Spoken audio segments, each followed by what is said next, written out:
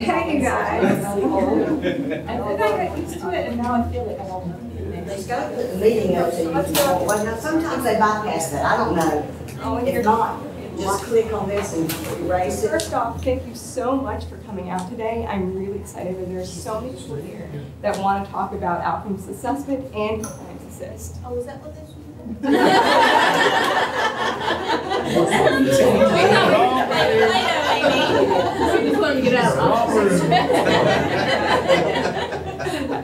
So my name is Amy Gustafson. I'm the Assistant Director of Institutional Effectiveness and Research. I am here to talk about assessment today because this is something I really love. I have written peer-reviewed articles about assessment. I have presented around the state about this, and it's something I'm hoping that you will be as excited about as I am. Because that entire idea of, gathering information in order to make improvements for my area. Decided to write down for what to do. Don't stay that way. Okay, so you might be wondering, why did I ask you all to make Play-Doh animals when you first came in? Well, first off, it is the exact opposite of what most people think about when they think about assessment. Play-Doh is fun, right? And when I gave you these instructions, I gave you very only to Play-Doh animal. If I would have been more specific, if I would have given you better outcomes, you might have made a better creation, possibly. And that's one of the things we're talking about today, are outcomes. And so, in addition to that, if you are an instructional person, if you teach, you will discover that the more directions you give your students, they will give you a better. And Do what? There's another version of this where you can just click on it from your desktop. Oh. So that this is very about assessment, writing outcomes, and then using compliance assist. The good news is the assessment and writing outcomes. Leave me know how it goes. You can teach me. Okay, so our session outcomes. We can't talk about outcomes without having our own core discussion. So as a result of this session, attendees will be able to explain the importance of assessment, construct a student learning outcome, a service area outcome, or an administrative outcome. And I should stop right here and mention we have a lot of different folks in this room and people that are watching from their computers today. We have ECD folks that are watching from their computers. We have faculty members, and then we have staff. And people are at different levels of using compliance assist and doing assessment. We have folks who are just starting out, and we have folks who have probably been doing this for years and could stand up here and do a lot of this presentation. So some things will be basic, but some things will be new this year. And last, you should be able to complete your annual program planning and review report, which is, I'm sure, why you all are here. Okay, so topic 1, assessment. So why is assessment important? There are a lot of reasons why assessment is important, but something that's important right now is what's happening with our reaffirmation in SAC-COC. So I'm sure you all know that we are in the reaffirmation class of 2018, which means we need to get our compliance certification report to SAC-COC by March 1st, 2017. So that's less than a year away, so maybe 11 months at this point. Okay, so when SAC-COC talks to us about assessment, they have one standard. They actually have a few standards that talk about assessment. But for 331, this is basically saying that the institution will identify expected outcomes, assess the extent to which the institutions achieve those outcomes, and then they will make improvement based off of those results. Okay, so this is very broad, but what's interesting, if you guys can see 1, 2, 3, and 4 right here, so 3311, this talks about educational programs. So this is its own standard that just talks about what we have to do with outcomes and assessment for instructors. The next two are administrative support services and then academic and student support services. So these are our service area folks and our administrators that we have to focus on for these two standards. And then last, ECD is covered in this community and public service assessment. So we do have to be thinking about the big picture as far as the entire college goes. Okay. So we talked about why assessment is important as far as SAC-COC goes, but there are a lot of reasons why assessment is important other than that. So assessment is a kind of action research that informs local action. It will provide you an instrument for improvement, data for change, and a basis for wiser planning, budgeting, changes in curriculum, pedagogy, staffing, and student support. All of these things are very, very important. And when I think about assessment, and the reason why I love closing the loop, it's this. And of course, what we do for SAC-COC is so important, but really, this is what you want to be doing every day. And the good news is, you all are probably doing this already. Because unless you're growing and adapting in your program, there's no way you're going to stay relevant anymore. And so, for example, we have this 1960s mainframe right here. And if we just stayed here as far as technology goes, we wouldn't be moving forward. But we know that we've done so much more since then, and we have these fantastic devices that we can use in the palm of our hands. So it's the same thing for y'all's programs. You're always changing. And I know with the healthcare programs, they have to change in order to keep up with what's needed in their industry. And that's wonderful for us because we benefit from the improvements in the healthcare system. Okay, so we talked about why is assessment important, but we haven't talked about what assessment is, and I feel like I should just say this before we move forward.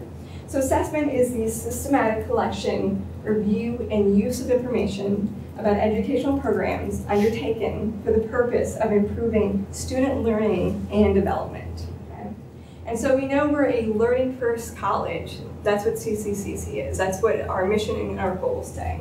So it means that everyone on this campus has a hand in making sure that students are important and that learning first is what we're focusing on for outcomes and assessment. Okay, so folks, I have read a lot of different methods for how to think about assessment and how to think about the assessment cycle. But I really wanted to keep it basic today and just think about the 3 steps because that's really all you need. So the first thing you do is you create an outcome. So you're trying to think about what do I want my service area to do? What do I want my students to do by the time they graduate and walk across the stage?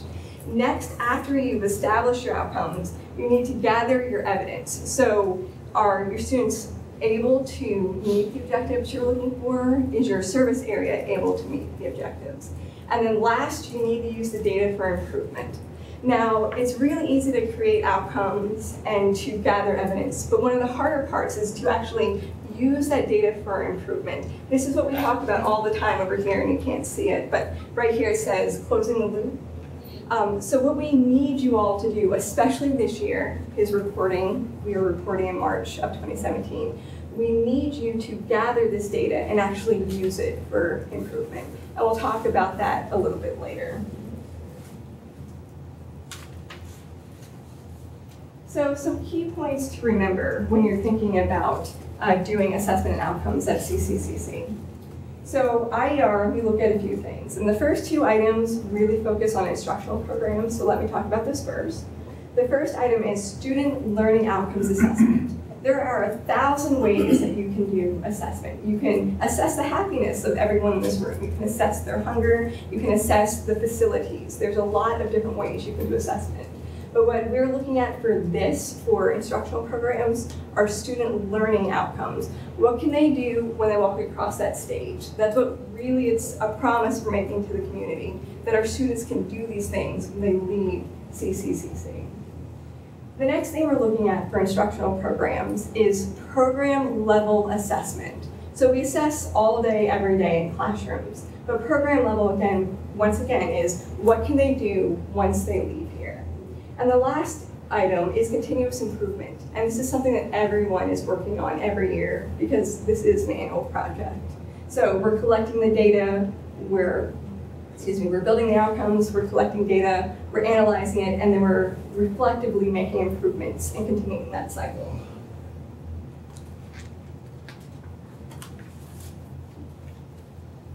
Okay, so I'm going to send this PowerPoint out to you guys, so I'm not going to spend as much time on the next slide. I just do want to mention a few things, especially for instructors in the room and program directors and department chairs. There are a number of different ways that you can do program level assessment.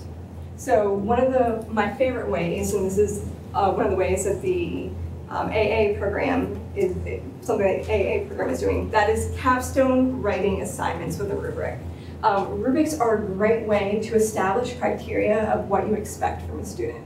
And I have a feeling that a lot of you all are already using rubrics already, and it makes it easy for grading across instructors and grading different assignments. So what you're basically saying is establishing the criteria of what you want when it comes to their writing assignments. From there, you can see that there's a goal of 70% of students will get a 3 out of 4 or better. And this is something that's actually been directly lifted from a Compliance Assist page. This is something that the AA program is actually using. Next, the AS program are using lab assignments, and their goal is to use 80% or better as far as what the students will achieve. Next, this is one of my favorite ones, and I'm really sad that Carl Bryan is not here today. But that is the personal wellness plan. If you all have not heard about this, it's fascinating. Students exercise and develop their own wellness plan for themselves. And they spend an entire semester reflecting on their own health in order to improve it going forward. And they have an entire rubric that goes along with this, and I think it's just such an exciting assignment they have to do. And for that one is 80% of students will score, or 80%, the goal is 80% or better for all students. Next, there are 16 question assessment pre and post tests, and this is something that the AS department is doing, so university transfer. And so the idea is that students will score an 80% or better, or 80% of students will score a 75% or better on the post test. So they'll get the exact same tests in the beginning as they do at the end, and you can kind of see their growth throughout the entire program. And so that's a really interesting way to do assessment, because usually we think about, I'm just going to look at this one class, I'm just going to assess this way. But that's a much bigger global way of doing assessment. From there are oral presentations that use rubrics, and I know that's popular with the English classes. And then last, especially with the health sciences, are the national and the North Carolina licensing exams. Because of course we want our students to be able to pass those things so they can go out into their professions and actually practice. And so for that, we have 90% of students will pass an exam with a 75% or better. Okay.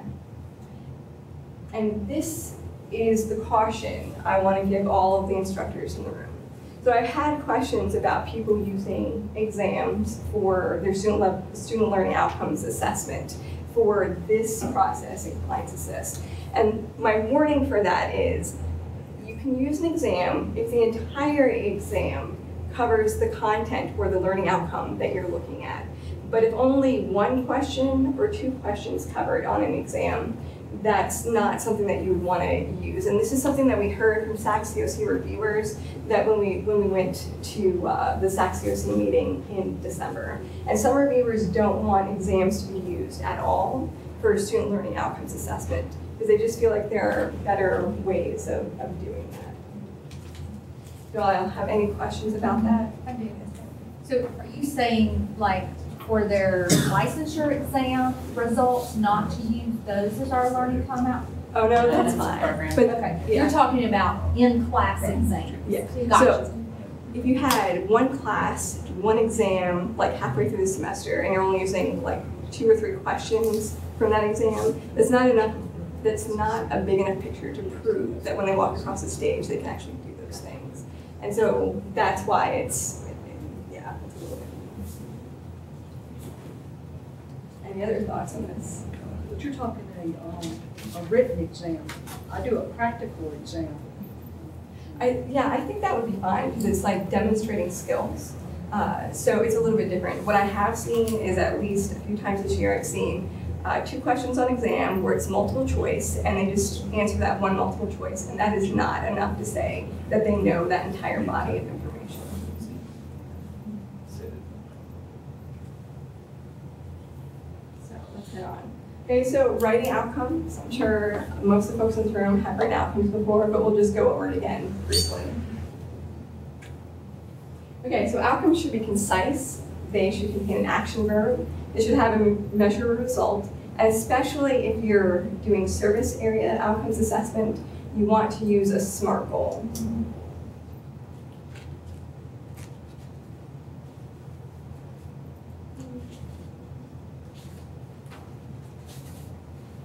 So next Next, we're going to look at a student learning outcomes Mad Libs edition. So basically, you can format all of your outcomes like this and just fill in the blanks because it's already up there for you. So for this student learning outcome, as a result of the blank program, students will be able to action verb and then whatever concept you want them to know. So they'll be able to demonstrate, they will be able to synthesize. They will be able to do a lot of things with that action verb. And we're going to look at a very long list of action verbs in just a second using Bloom's taxonomy. And I have a feeling it's familiar for a lot of y'all, but I just want to make sure. Okay, so this is your basic skeleton structure of your SLO. As a result of the blank, students will be able to blank and then this concept of action verb. Next, it's not just a matter of making the outcomes, you actually have to make it measurable. So you don't have to write it this way because we have it broken out in Compliance Assist for you very easily, in a nice format. So this concept will be measured by what method during the blank semester during a certain time period. So are you going to do something every semester? Are you going to do it once a year? Are you going to do it less than that? Or yeah, but my hope is that you all at least assess everything once a year because that's why we're doing this on an annual basis. And then you also have to create your own benchmark. So the benchmark is blank percent or better.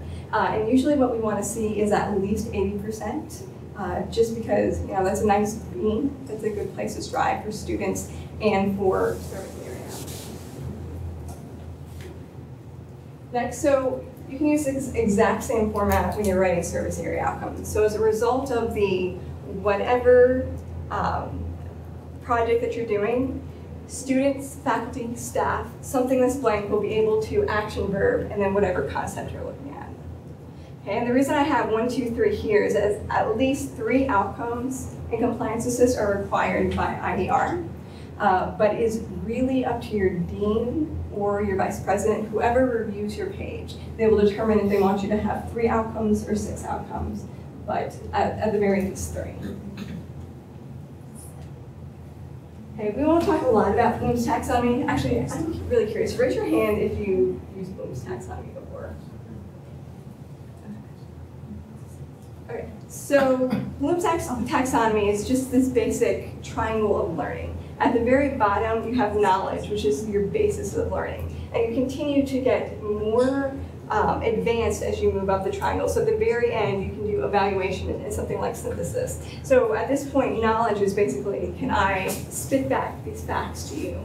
And synthesis, when you get to the very top, is can you think broadly over the last 2 years, take all the information you have in order to maybe help someone in the health professions. For example, I mean, that's pretty important. You want them to be able to assess your vitals and help talk to doctors and get you healthy. Okay. So with the Bloom's taxonomy triangle, you do have all these different action verbs that go with it. So you can, in order to analyze, you can diagram, you can outline, you can point out, you can prioritize. Okay. So this is less in depth, and then when you get down here to synthesizing and evaluating, this is more advanced. And this is the area that we really want you all to think about, because once again, it's that walking across the stage. What can they do when they graduate? Okay, so do you guys have any questions about writing outcomes? Okay, great. So let's go ahead and talk about Compliance Assist. And before we do, I have some handouts for you all, and we'll talk about these handouts before we get into Compliance Assist. And then do you mind helping me pass this out?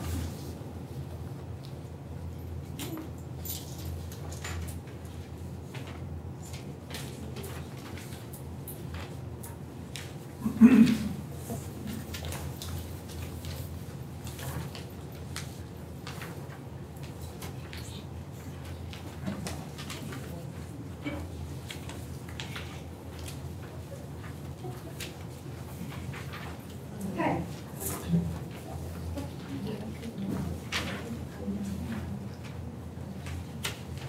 So these are Compliance Assist hacks.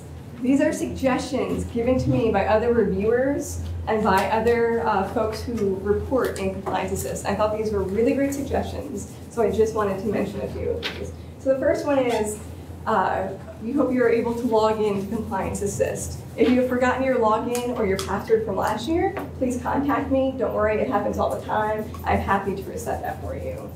The next one that I thought was a pretty interesting suggestion is that working in Compliance Assist and doing outcomes and assessment really requires a mindset change. So you folks are probably the busiest folks on campus, right? You are, taking care of all the people in your department, addressing all these things that you need to do. I mean, you have a lot going on. So this person suggested that we move from, all the things that we do on a day-to-day basis, like putting out fires, to being able to think about the big picture in doing outcomes and assessment. And I know that can be really challenging because this is a really busy time of year, but I thought that was a good suggestion. Next is the reporting process. Think about gathering information starting now. Just because some 9-month staff leave or faculty leave in the middle of May, you might not be able to get in touch with them if you ask for this information later. Like if they have the data you need and they're walking out the door, you're not going to be able to get that. Sometimes people go on vacation, things like that, so maybe start now. Consider glancing at your outcomes from this year and last year, just so you can be thinking about them in the back of your head before you ever sit down to write anything. So when you sit down to write, it'll make life much easier. Then last, consider sharing your data with your department and your advisory committee. I know the AA program does a really good job of taking all the data they found, they sit down with every faculty member in their department, and then they determine how are we going to close the loop as a team? How are we going to improve student learning together? And I know that's something that the library does as well. And so it's just a matter of making that happen. And then last, I'm not going to read these out to you all, but there are some interesting thoughts from a dean, from a VP, and from a program a department chair about using Compliance Assist and ways that they conceptualize it. On the back of the sheet, we just have those important links about getting started. There is a 4-minute video that we created using Compliance Assist, so if you forget what we've done here today, you can go to that website and learn how to get around everywhere, so that's very helpful. And then last, you can see what timeline we have for everyone reporting for their annual review. And then last, reviewer feedback to you guys will be done in late summer, and we'll have more dates on that coming soon. Any questions about this handout? Okay, so let's go ahead and actually look at Compliance Assist. So the first thing I want to mention is that you can get to Compliance Assist from the intranet. So if you go to the intranet, on the left-hand side, that's where the Compliance Assist link is. Also, you can get there by going to the IE webpage, but it's pretty easy. It's cccc.compliance-assist.com. Okay, and remember that the Compliance Assist login is separate from your CC email and password. So it's possible that your password is the same, but it's possible it's not. So if it doesn't match up, just send me an email. From there, we do have a suggestion of using Firefox or Chrome. We have a very sad incident where someone was using Internet Explorer to put in their Compliance Assist information. And Internet Explorer did something strange, and they lost all of their information. So you might want to put what you're planning to write in a Word document before you go to Compliance Assist. And then also, Chrome seems to work the best, at least for me. I know there are some copy and pasting issues with Firefox. Okay, so with all of that in mind, let's go ahead and look at Compliance Assist.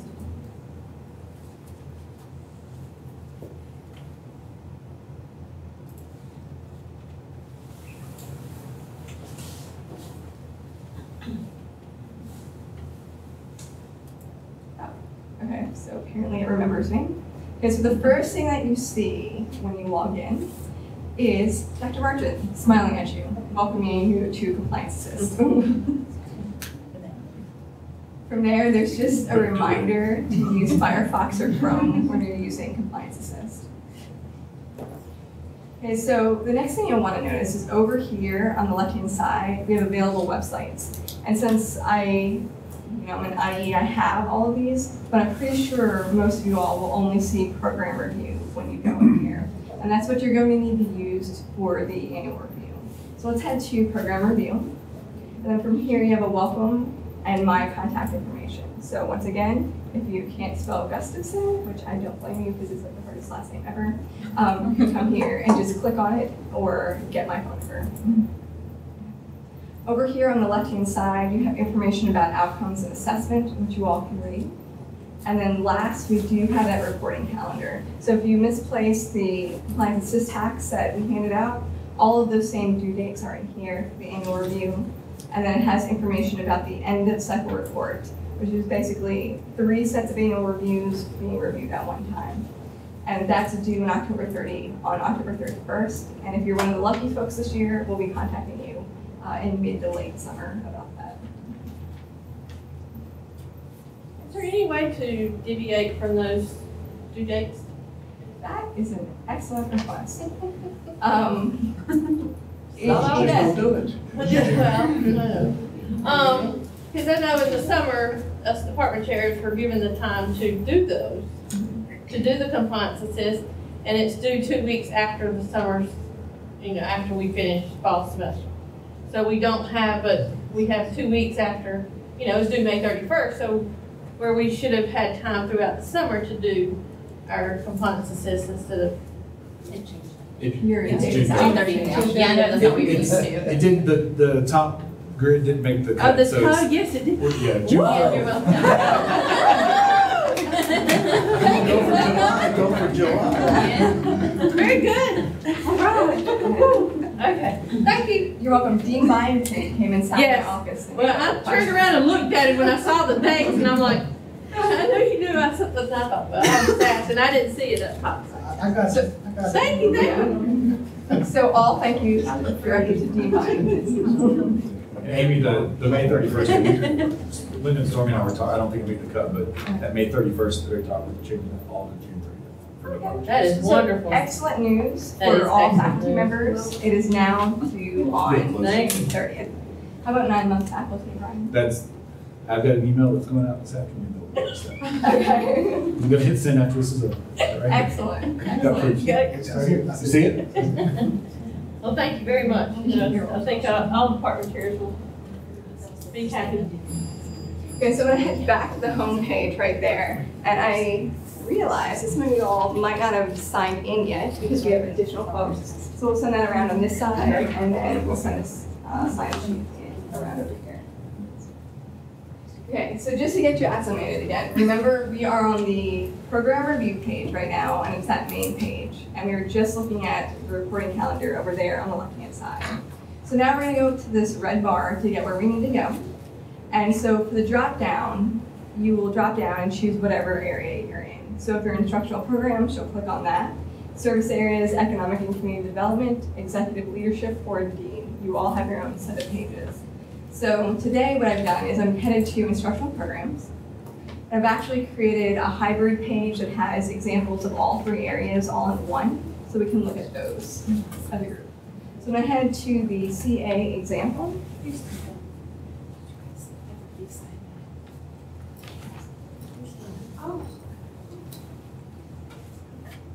Better? Oh, that's fine. Okay, good. Thank you. Okay, so across the top of this page, you can see all the different tabs we have going on, and this looks a little bit different than most of your pages do. So the first 2 tabs, this is related to instructional programs. The next 2 are related to service areas. The third set are ECD, and then from there you have your document directory and end of cycle program review. So as far as the program profile, which is that first one for each of the sets, this is just the basic information about your program. So it's got the name, any program codes that you have, your reporting year. So if it was in 2013, 2014, you'd probably be doing your assessment in 2016, 2017 for your end of cycle review. You have your dean and you have your person reporting. Now this is really important because I know people change on campus all the time. But if you have a person that's changing as far as reporting goes, let us know in addition to updating this, because we want to make sure that we send out the emails to the right people so they know that what's going on with Compliance Assist. From there, you just have some more information about what degrees are awarded for instructional programs, and then the mission statement and the program description. When you're using Compliance Assist, it's a good idea to notice where the blue areas are, because those are the areas that we want you all as reporters to type in. All the areas in white, those are things that we'll fill out for you in IER. And just, okay, so it's not happy with my flash, okay. So we'll head back and just look at the service area profile, which is very similar, but a little bit shorter. So we're borrowing the admissions counseling one for service areas, and they just have a brief description that they need. So not as much as related to degrees and credentials here. For ECD, theirs is also fairly short. They have continuing education information, who's reporting, what their mission is, and the program should be there. Also, if you have any type of professional program accreditation or instructional accreditation, you'll want to include that in here. So the process is, has it been approved? Have you applied? The status is, yes, we are accredited. No, we're not. We are in process. So you can include all of that information down there. Okay, so from here, we're going to head to service area outcomes. And we are going to look at what the page looks like. So we have everything divided out into sections. And for service areas, it's service area information is first. Next are the outcomes, the service area outcomes for that area. The third section is quality and viability. The fourth are accomplishments and innovations. Fifth is facilities. Sixth is budget request. And so let's briefly compare that to the other two before we start talking in this area. So it's pretty much the same for instructional programs. You have program outcomes, but for them, they have student learning outcomes that add to it. And you'll see for instructional programs, the quality and viability criteria is much longer. They have much more to include in there. But then they also have the accomplishments and innovations budget and the program review assessment. And then it's just the same thing for ECD. Most ECD pages will not have student learning outcomes, but the one that we borrowed, they actually do have student learning outcomes. So we're headed to service area outcomes, and we're going to go to service area missions and goals. Okay, so you see, in order to orient you to what you want to do, you are looking at the mission of the college and the goals of the college. And this is the 2013-14 one, so it's not updated with the new goals. So first thing we want you to do is to include your service area mission that appeared on that profile page here. And then from there, you'll include all the X's all the way across for how you support CCCC's goals. And then from there, you'll give a short description about how your mission supports institutional goals. You don't have to write much. This is a very nice summary. I have seen at least one that has 3 paragraphs of information for each of these boxes, which is great, but you don't have to do quite that much. From there, they have their list of all their service area goals, and they're highlighted because these are the ones that they're focusing on to connect their service area outcomes to. And once again, they have X's there for students, for technology, and collegiate environment. Next, we're going to skip over to instructional programs, and I'm trying to bounce around just so everyone can see some different options. Okay, so we're going to go to section 2, which is competencies, student learning outcomes, and assessment. This is really where, when people think about this process, what they think of is the student learning outcomes, or outcomes in general. So we're going to scroll down. The first thing that you see is the narrative. So it says, state the intended student learning outcome. So students will be able to explain in writing various scientific concepts. Okay. So the program outcome is based off state the program outcome upon which the student learning outcome is based. So this is that one that appeared on that page before. So it says write clearly and accurately in a variety of contexts and format. And then they have plans on places that they're going to assess this. So these courses, you've got Bio 112, Physics 152, Chemistry 152. And they're planning to do this every single spring. So it says state the means of assessment. They'll use current or revised capstone writing assignments in Bio 112, Physics 152, and Chemistry 152. The assessment will be done by the QEP committee using the 4 C's rubric. And once again, this is from last year, so I have a feeling this is going to change since MAP is our new QEP. Okay, so the target criteria for success is 70% of students will write a level of 3 or above. And this will be conducted every time the capstone course is taught. So from here, what happens is you include all of your information about whether or not you met your goal. And it's as basic as this. You can say, yes, 72% of my students met this goal or they did not. And so down here, you can see it was either met or not met. This one, they did not close the loop, so we're gonna have to look at the next one. But I also do want to mention that new in 2015, 2016, this is really important. This is very different from any other year. And if you don't remember anything from this session, this is the one thing I want you to remember. Okay, and that is that we want you to show how you're closing the loop from using last year's data. So last year you said we're planning to do these things, and we want to see what actually happened as far as this outcome goes. So next, we're going to head to student learning outcome number 2. Let's see. I would like to skip over to ECD, student learning outcomes number 1. So from here, students are prepared for employment, yes. Provide educational opportunities that enhance career development. They're going to do this twice a year with this class. And they'll state the means of assessing is whether or not they get that certification. So they want to see an increase in the number of students who earn at least the bronze level certificate of the career readiness certificate. So it's very clear. You can say yes or no, these students were able to do this.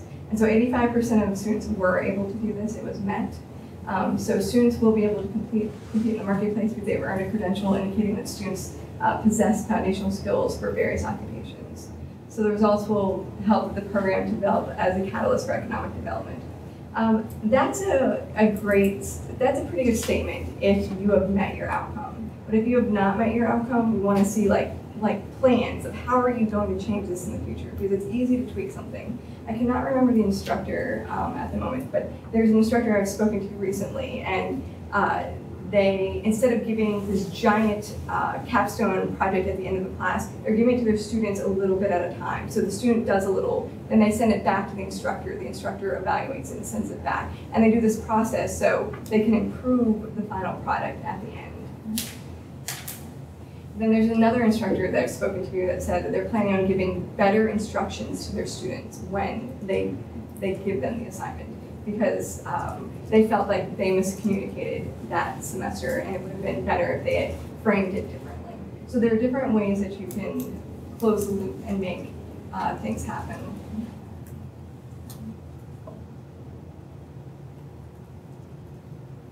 So I'm going to head back to the instructional one. Okay, so next we're going to talk about quality and viability criteria. Basically with this, A through F, all of this information is actually put in there by IER for you all. But we would really like you to use it because you can look at that data in order to determine outcomes and determine changes that you want to make. From there, the two sections that you would be responsible for are the advisory committee updates. So you do want to include that information. So here is a date of an advisory committee meeting, the key topics addressed, their recommendations, action plans, or completed items in response to committee guidance, and then number of organizations outside CCCC that attend advisory committee meetings. So one high school counselor representative, and every high school in this service area was invited to send a representative. And I know for this program, for university transfer, they have also had sessions where they've invited all 4-year schools in the state to come and give them feedback on ways they can improve. So that's very good.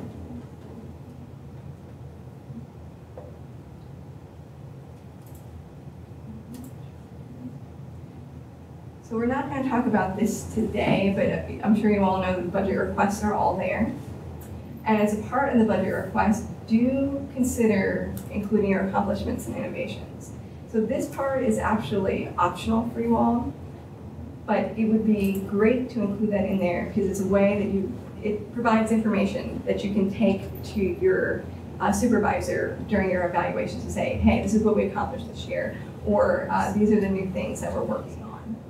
And Dean Byington actually gave me a really good suggestion the other day to tell you guys. And he says that he has, he has a notebook in his desk, and every time someone walks into his office and tells him something wonderful happened, he takes out that notebook, writes it down, and then just sticks it back in the desk. And that's the only thing that notebook does, is records the wonderful things that people in his department have done. Because you can include all of that information right here when you write your outcomes and assessment report every year.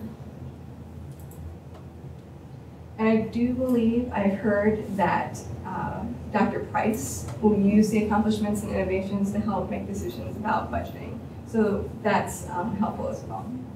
And the last, you do have your review. And this is where your dean, your vice president, whoever reviews this for you will provide you feedback for your outcomes and assessment for that year. So I feel like that was a ton of information, right? So you all have any questions at this moment? If you have any questions going forward, let me know. Okay, so to recap what we've done today. We talked about assessment. Remember that IER focuses on program level and student learning outcomes assessment for instruction, service outcomes for service areas, and administrative outcomes for ECD. Remember, the assessment cycle is creating outcomes, gathering data, and then actually using that information. And remember, using that information is the most important part. From there, outcomes, just some main points. Remember, choose action verbs from Bloom's taxonomy if you are in instruction areas. Outcomes must be measurable. If you can't measure them, you can tweak them a little bit or maybe look for different outcomes. And then last, your reviewer determines the number of outcomes that you need. And remember that at the very least, you do need 30. And I'm going to send this to you all. This is just a reminder of who is responsible for what sections. So these are the sections for instructional programs. This is who does it. And when it says program, that means the person actually filling out the compliance assist page. Is it required? Yes, optional, or no. This was recently taken out, the writing works, because it's our old QP. And then last, just some notes to remind you. And that's the same for service areas, and it's the same for ECD.